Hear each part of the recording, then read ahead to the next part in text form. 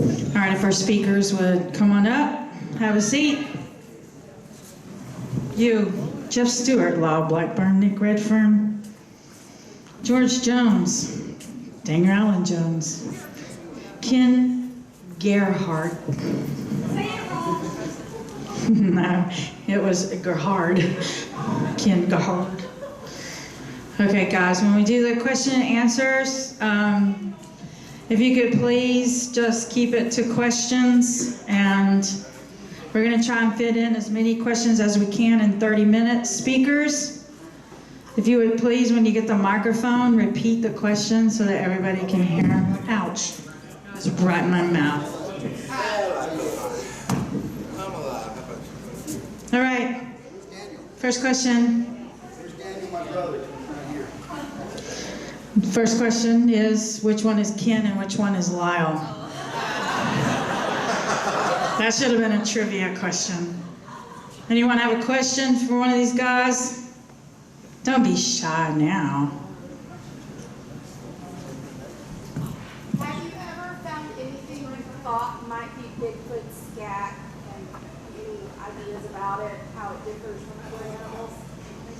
Have you ever found any Bigfoot scat and how it differs from any other scat? Speculation. I went in the restroom after my ex-wife.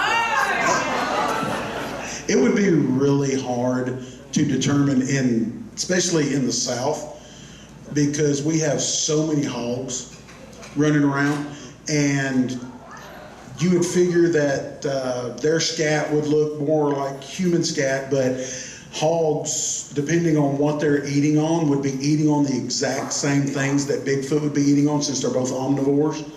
So it would be terribly difficult to tell the difference unless you found some other anecdotal evidence that made you really, really believe that that scat was like, there's a 16-inch footprint and scat a foot from it.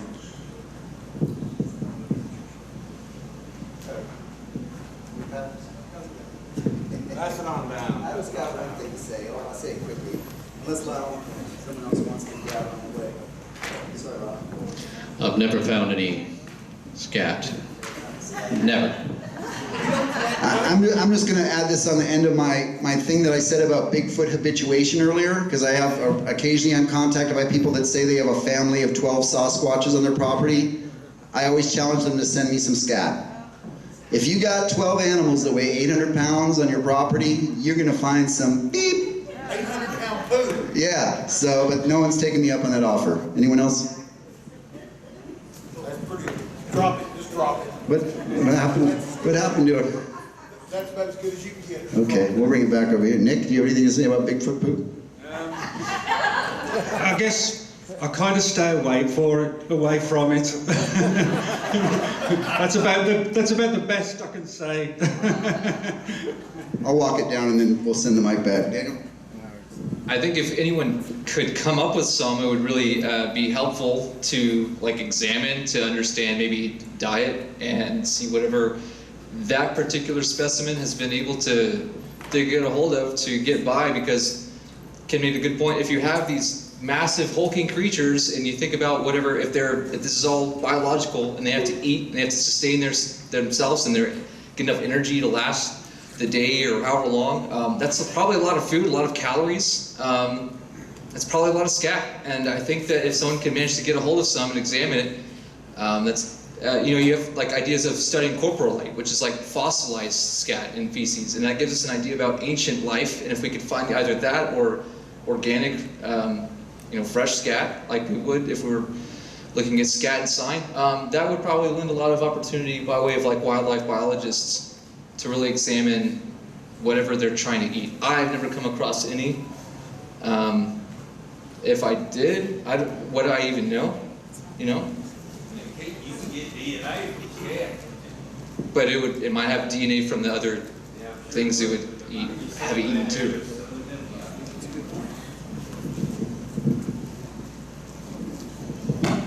Oh no.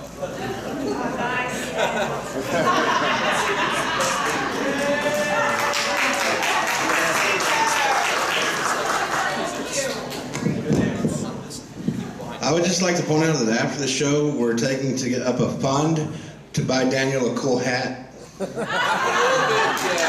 Just saying. I wasn't gonna say anything, but I was like, I'm a lot of place right now. My hat's actually in the car, but it, Yeah, but he's got the hair. that's actually. Next question. Anyone else have a question? Next question here. So I've asked some of you before, but now that all of you are here, which of the cryptids do you think is that scientists are going to discover officially, much like Theocopi, as an official species or breed? Thylacynus cynocephalus, the thylacine, Tasmanian tiger is my best bet. Good question, Allison. Next. What he said. I think that's a really great example of a known animal that we, as many know, that we have declared extinct, but could still probably be around. And at this point could definitely be brought back, which is a real possibility for other extinct animals.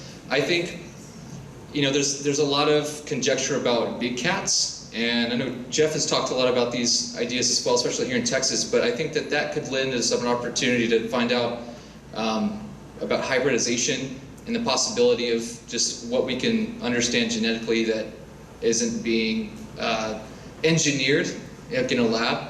I think that maybe, obviously the big focus for a lot of this has been Bigfoot and the primates. I think that even, and as Jeff still talked about earlier, the Homo florensis, the idea that maybe there are still some hominins out there that are an offshoot of something that we're all connected to, that to me is promising. If it's alive, that would be the best possible situation. If not anything else, I think that we could probably end up finding something that'll help us understand our connectedness of humans, all over the world, with something that's probably going to be as groundbreaking as like what we thought of as Lucy or something. I think that's a really viable possibility that will probably happen in regular increments.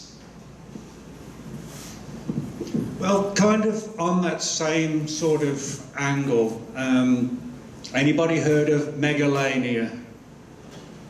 No, that's a good thing, because this will be something new. Megalania was a monitor lizard that lived thousands and thousands and thousands of years ago.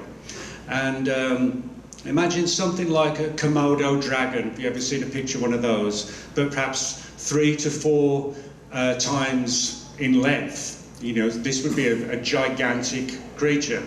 Now, from time to time, and certainly going back to the latter parts of the 19th century, there were a lot of reports of these gigantic lizards in various parts of Australia.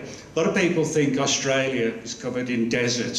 It actually isn't. I mean, there's rainforest, you name it. And for me, I think kind of similarly to what we're talking about, I think there is a possibility that at least some of these monitor lizards could still be alive. We could learn a lot from them. I'm not sure that they are megalania, but they could be some form of monitor lizards. So I think for me, that would be an amazing thing if megalania is still alive.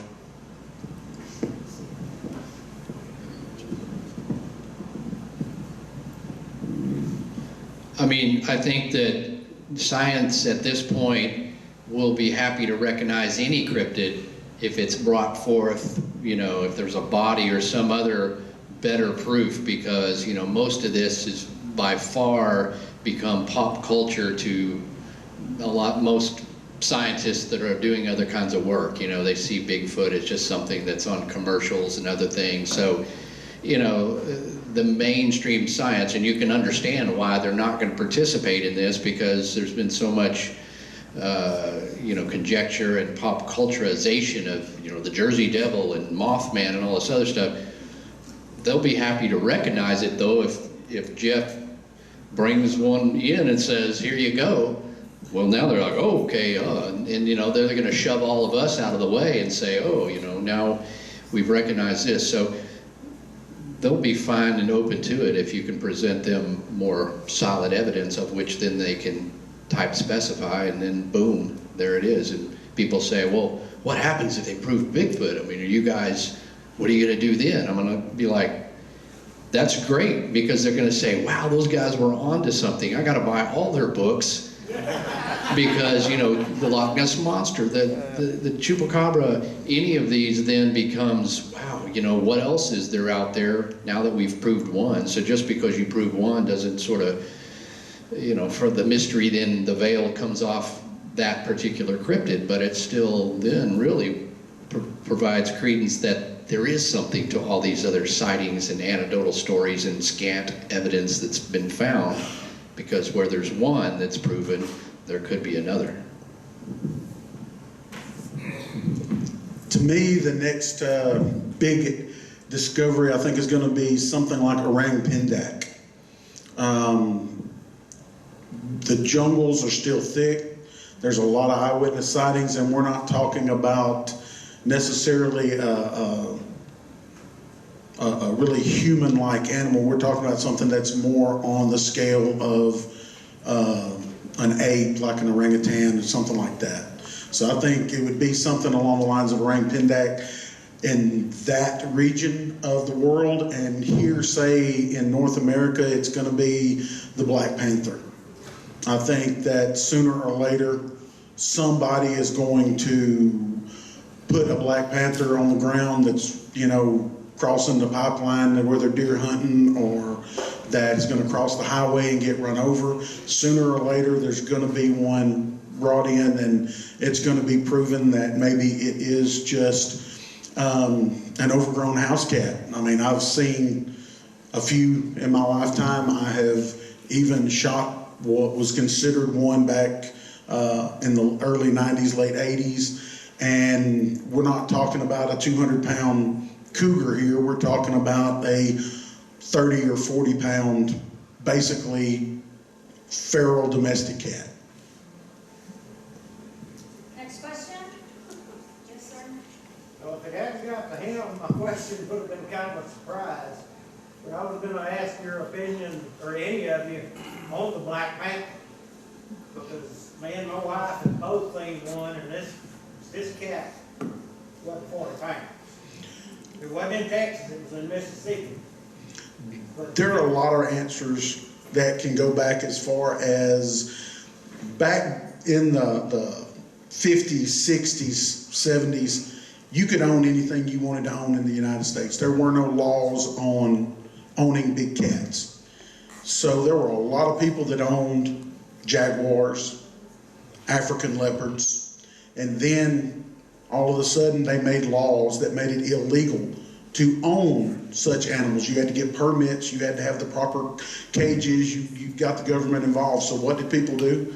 They opened the cage and turned them loose. So one of the theories that I have is that these creatures are out there, and it can be as simple as one that either escaped or was turned loose by someone that owned it and did not want to take responsibility for it. Okay, we got another question over here.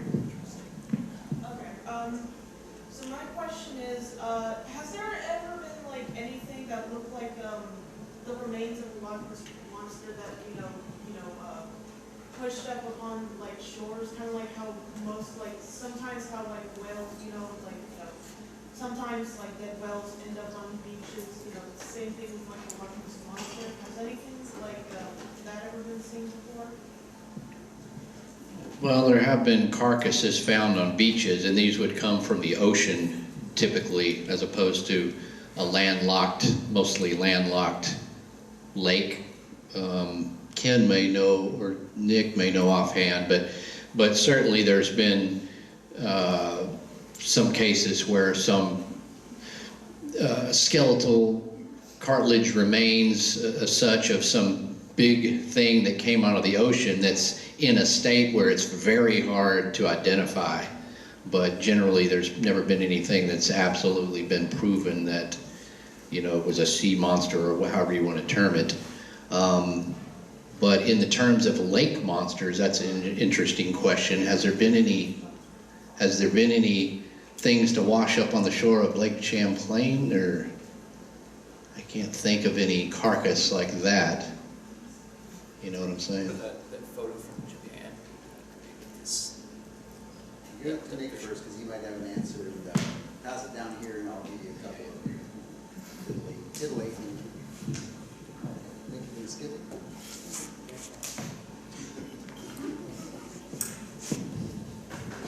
That was a great question, by the way. And in fact, in my critically acclaimed book, The Essential Guide to Loch Ness Monster, I have a whole chapter on remains. But there have been, as Lyle said, a lot of washed up on beaches from the ocean. Virtually all of those have been identified as either decomposing basking sharks or whale collagen. When whales decompose, they don't. But in a lake, I'm not really familiar with any. And by the way, the most convincing carcass pulled out of the ocean is something called the Naden Harbor carcass, which was pulled out of a sperm whale's stomach in 1937 at a whaling station in British Columbia, and there are photos of it online. And even Darren Naish, who's a very skeptical guy in England that thinks we're all kind of full of hooey, has admitted that that kind of looks real. I don't think I can explain that. But the only thing that's been compelling, as far as I know, in the lake,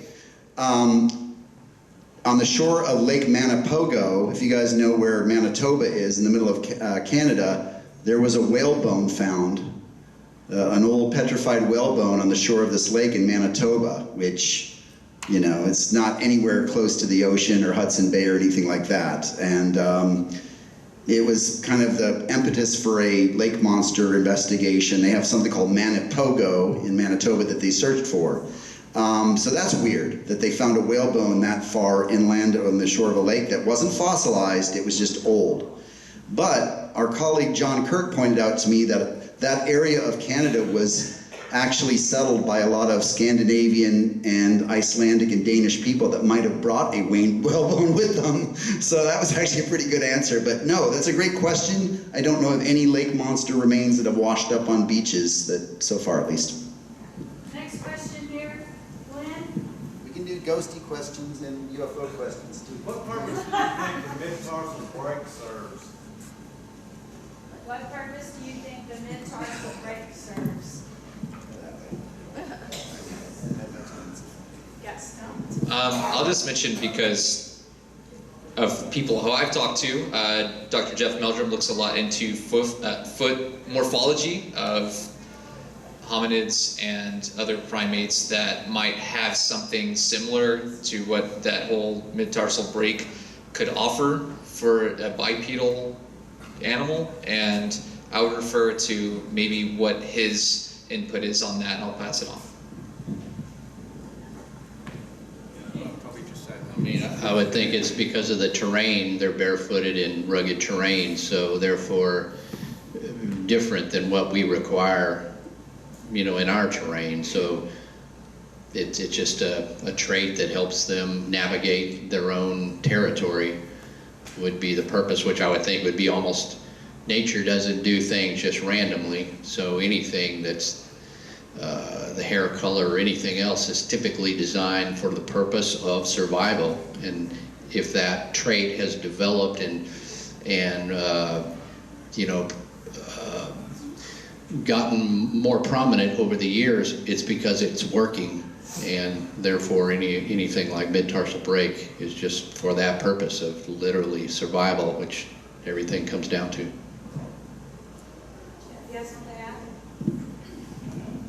Look at a snowshoe. How does your foot attach to a snowshoe? Whenever you take a step, where does it flex? It doesn't flex at the tips of your toes. It keeps the weight in a broader area of the shoe so you don't sink down, just like Lyle said, in the terrain.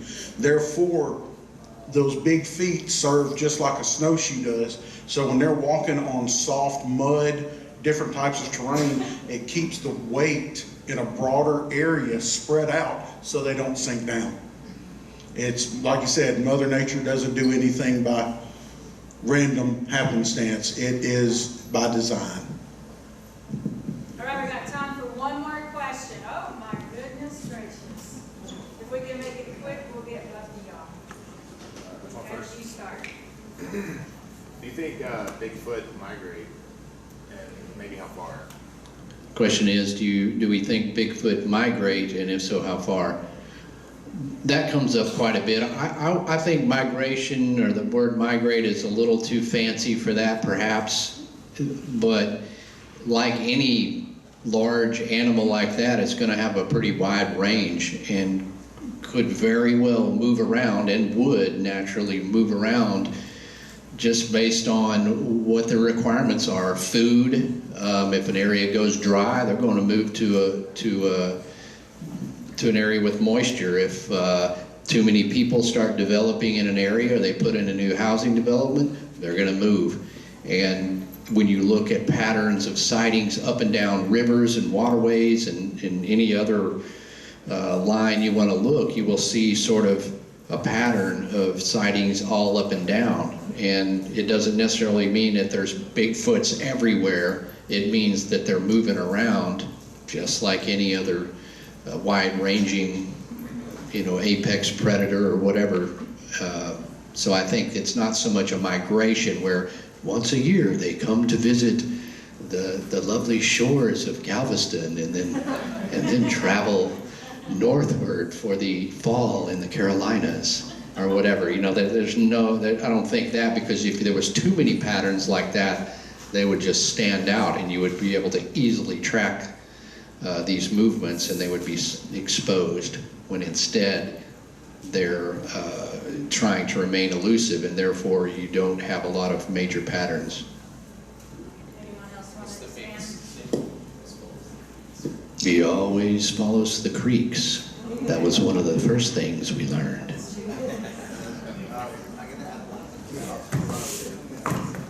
He always has something to add. I do. Thank you for that, buddy. According to Jeff Meldrum, he estimates that the ranging of a Sasquatch might be 1,000 square miles, which sounds like a lot, but it's actually, you think about square miles. But this is based on the footprints of a specific individual of Sasquatch that he could identify that were found 60 to 70 miles apart. So that's what he told me, is that he estimates, and apparently that matches up with the ranging of like a male orangutan or gorilla or other great apes. So it's all speculation, but maybe. Sir, your question. This is the last question. It'll make it good. Do you think any of the, shall we say, over-the-top personalities actually represent or bring about a hindrance to serious research and things like that, without naming names, Like us?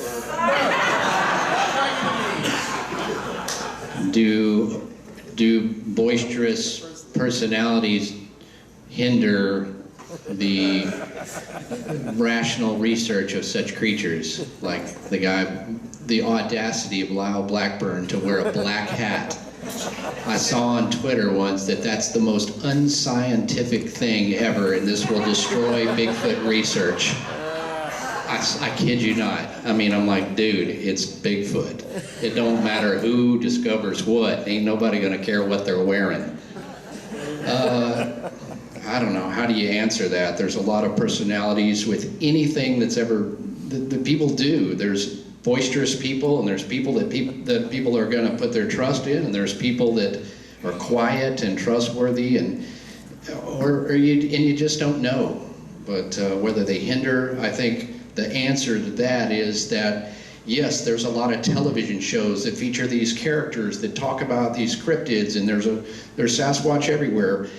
But this has made it so that people are willing to share their encounters. Because before it's like, I'm not going to tell anybody, everybody think I'm crazy. But when you see all these other people on TV that are coming forth every week on a show, and they're credible individuals that sound like they're your next door neighbor, you're like, well, maybe I should tell somebody about mine. So I think in that form, it's like, yeah, you got to remember it's television. It's got to be entertaining.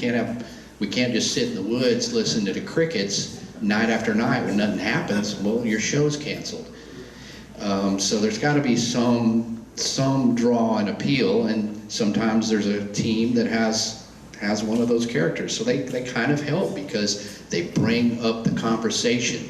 They bring people, and in some cases bring people to conferences, you know, so you can talk about it, and helps keep this whole research alive in these social settings. It's not necessarily all about being in the field. That's important, but if you're not here discussing with like-minded individuals who share ideas about what you can do to research or what you should do if you find something, you know, this is bringing people together and sharing those ideas. So these things are important too, to disseminate reports and to get you know, ideas for furthering this investigation.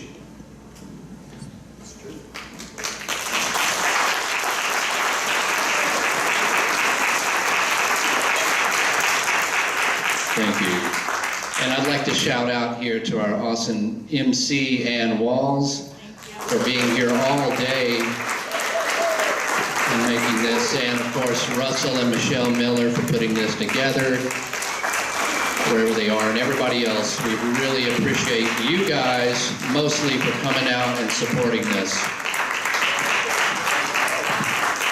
All right, let's hear it one more time for Jeff Cryptohulk Stewart, Lyle Blackburn, Nick Redfern, Daniel Allen Jones, and George Jones, no relation, and Ken Gerhard. We want to thank y'all for all coming out. I know there's a lot of you probably staying for the movie. We're going to play it at 5 o'clock. Do not forget the popcorn stand is open. Get your popcorn and candy. Thank y'all so much.